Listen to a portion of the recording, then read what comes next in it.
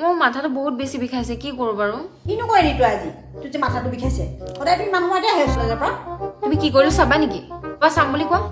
চাম দে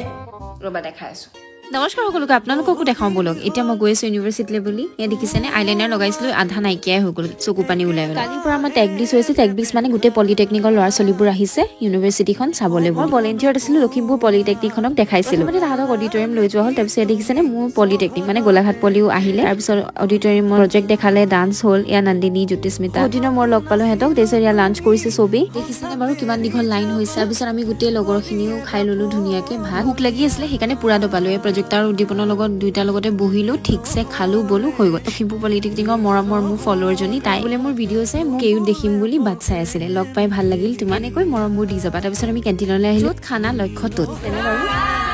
লাষ্টলৈ ফূৰ্তিও কৰিলো এইটোৱে হৈছে মোৰ মূৰ বিষৰ কাৰণ তো কেইটা বাই বাই আকৌ লগ পাম